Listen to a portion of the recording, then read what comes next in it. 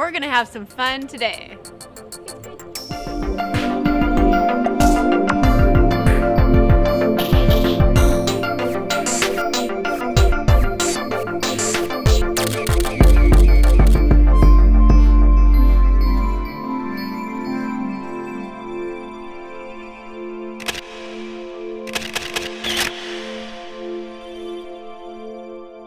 Hello everyone, I'm Melissa New and welcome to this week's episode of Framed, where we are going to hang out with the photographer dog whisperer.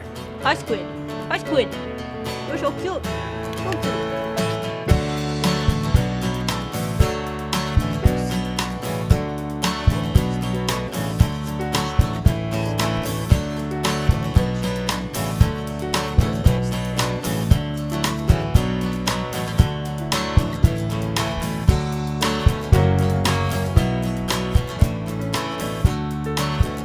I've always loved animals my entire life. I've grown up being obsessed with animals, but coming from an immigrant family, my parents came from Korea with $500 in cash and that's it. And so there's a certain set of expectations that parents have for their children in this country, and the only feasible jobs are either doctor, lawyer, business person, scientist, what have you. So being somebody who loved animals, I felt like really the only viable option for me was to be a vet. So I majored in biology. I graduated with a biology degree. I interned at the Philadelphia Zoo. I'm from Philly, and I interned there. I, shadowed a vet at his office. I've done all kinds of things thinking I wanted to be a vet. Graduated with my biology degree, but I've always had this really creative side to me ever since I was a little girl, and it was just a hobby because in my family, you can't make a living being a creative artist. Right. It's okay as a hobby, but nothing more. But my senior year of college, I bought a magazine, and it was called CMYK, and it was a magazine just showcasing amazing creative advertising from around the country. And I had never seen such a thing in my life. I didn't know creative advertising even existed. Yeah. And graphic design was one of my hobbies at the time when I was in college, and so I decided to just throw all my eggs in a basket. I applied to a graduate program at an art school, got in, and I studied to become an art director in advertising. And so I worked in that field for a while. I really got to feed my creative side, and I got to show my family that, hey, you can make a great living and be a successful professional person working in a creative field. And my mom actually was shocked. She had no idea that you could do such a thing either. But advertising, as most people know, is a really stressful, competitive field, and it's exhausting and you burn out. And so just to feed my soul a little bit, I started taking headshots of homeless dogs on the weekends, and I just love dogs. I have 2 dogs, and I started just photographing them as a hobby. But I realized as an art director, if you have a really good shot of a dog that needs a home and someone on the internet sees that and resonates with that picture, they're going to go to an event and want to meet that dog and want to hopefully adopt that dog. So I found a group to work with called the Dog Squad, and I started photographing their dogs on the weekends, and everything just kind of took off from there. I feel like I've completely come full circle. I went from loving animals but feeling like, I had to be a vet and couldn't do anything creative, to working in this awesomely creative job but not working with animals, and now I get to do both.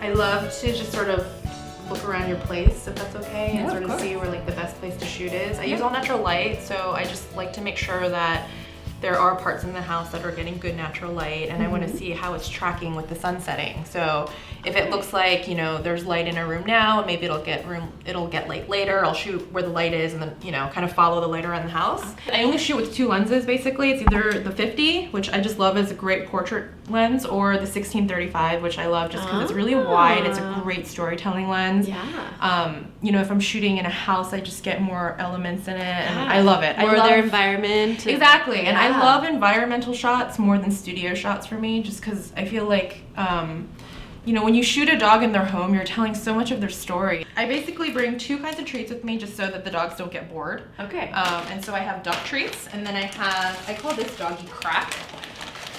This is Whoa. doggy crack. It's just dehydrated beef red steak, and dogs go crazy. So I start with the duck, and then as the shoot goes on and they start getting a little bit more tired, I switch to the beef, and it perks them right up. I break them into very, very small pieces. So number 1, he's not going to be like a stuffed sausage by the end of the shoot. And number 2, it'll keep him motivated. If I give him like little pieces, he's going to want to keep working. And so I tell clients this is kind of like a mixture of dog photography / training, because we want to keep it really fun for them. If I'm not rewarding him for the behavior he's doing, he's not going to stay motivated. He's not going to want to keep doing it. He's so into it. You're a very good boy. You stay there, okay? You're going to stay right there. Now. Good. And what I do is I kind of want to see how he reacts to the noise of my camera. And so I'm not really like even looking, I'm not trying to shoot. I just want him to get used to the sound of my shutter, and then I'll give him a little reward because he totally didn't react to it. So he was fine. So that tells me he's gonna be an awesome subject. He doesn't get scared of the camera. A lot of shy dogs get really freaked out when they hear the shutter. Yeah. So what I'll do is I'll keep giving him treats and positive affirmation while I'm clicking the shutter, just to get them used to the sound and have them feel really good about it. But he's fine. He's totally fine. He's not shy. He's really good.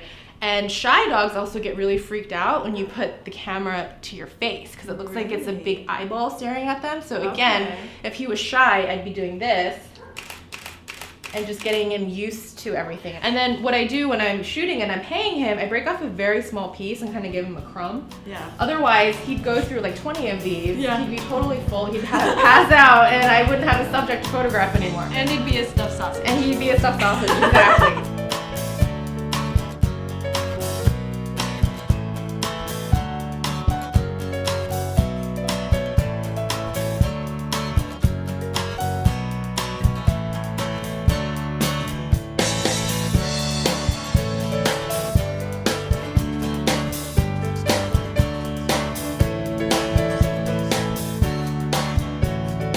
Buddy here that you just met, are you like a dog whisperer, because he's totally just hanging out with you?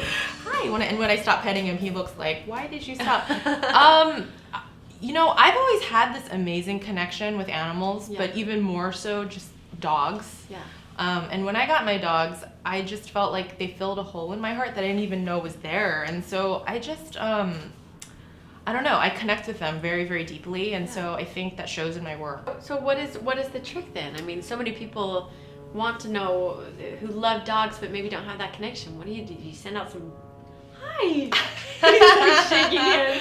Do you just send out some good vibes, or what? You know, the way I approach this is that we're equals, and I'm not here to make an animal work for me. I'm here so that we can work together. Because if it wasn't for them and their cooperation and willingness to pose for me, I wouldn't get the shot. So I totally approach it like we're equals, we're working together. This is totally a symbiotic relationship. I respect them, they respect me. I know when they need breaks and I give it to them. I don't force anything out of them. When you're not listening to them and you're not in tune with them and you're ignoring what they want, that's when things start going bad. So I just try to stay in tune with them and see what they want from me. Have you been to California? Seen the sights and people there. He's a pro. Walked the streets of sleepy sea towns, tasted salty ocean air.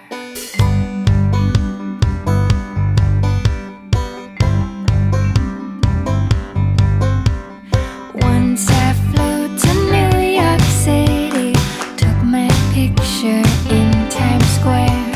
Soho nights and Broadway lights, such a pity you weren't there. Pack your bags and lock your door, I'll take you places you've not been before. All I've ever wished to do is travel through this life with you. The cool thing about when you get window light too, and the rest of the room is dark, is you get a really cool shot where the dog is lit really well and beautiful light, and then the background kind of gets really dark, so it's a little bit mysterious. So I love those kinds of photos. People say hello, they kiss your cheeks 3 times. Pack your bags and lock your door. I'll take you places you've not been before. All I ever wish to do is travel through this life with you. You know, started my business with Canon Rebel. I mean, that was the first DSLR I ever bought, but that is the total entry-level camera. And people were paying me, you know. I had my business and I was running a business with that camera. And eventually I started upgrading my equipment just because I didn't want a crop sensor and I wanted a little better quality in the ISO and things like that. But for the most part, I'm not one of those people who obsess over equipment or, you know, wait on pins and needle for the latest lens or body to come out and upgrades. I really like to just use what I have and make it work really well. So I travel really light. I only really use 2 lenses. They're not even, you know, the best L series, whatever, you know. So I just think there's, especially with animals, there's so much more to it than just the camera and the lens you're shooting with. Like I was talking about earlier, there's so much involved just being with the animal, sitting with the animal, communicating with the animal, and just kind of like talking with them without words. Right. You know, and it's just so much more deeper. And I feel like when you're able to do that and really understand them, that's when you get amazing photographs, regardless of what lens or body you're shooting with.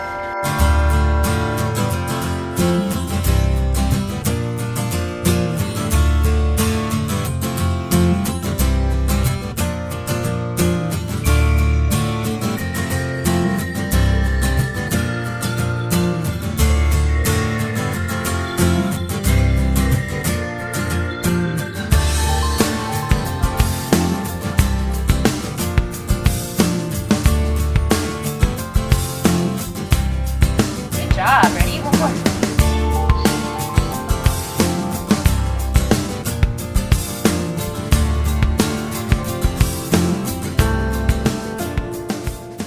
Okay, so how do you think he did? I think he did amazingly well. I Yeah? mean, considering, I was saying to Grace, considering, you know, normally she does this sort of one-on-one experience with a dog. For the dog to be surrounded by 5 or 6 people shooting, I thought he did amazingly well. Yeah, and what do you think of Grace? I mean, why did you want Grace to take his photos today? Well, I had seen Grace's photos online. I can't remember. Oh, I know. My friends who own the Modern Dog, Guy, he has a lot of Grace's photos, and so I was asking him, who shot the photos, and he told me Grace. And then I started following her on Facebook. Yeah. And then she had a casting thing that I went to, and she shot him. And so when she was looking for somebody to shoot, I was like, hey, Squid's available.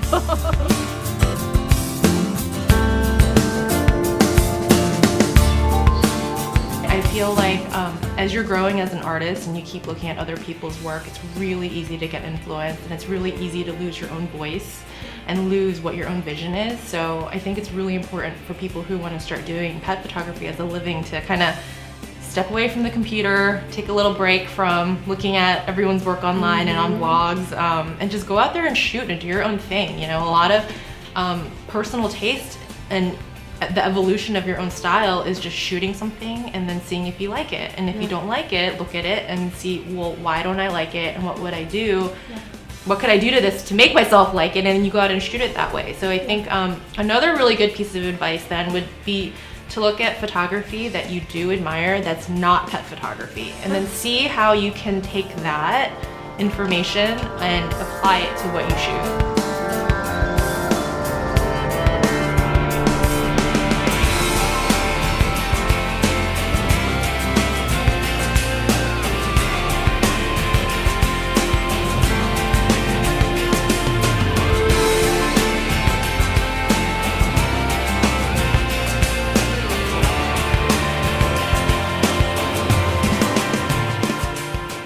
My name is Chon. I'm a pet photographer in Los Angeles. This is Squid, and we've just been framed. Yay, Squid! Good job! Frame Season 3 was brought to you by Bay Photo Lab. Like the music? Special thanks to Triple Scoop Music. Frame Network giveaways are brought to you by B&H.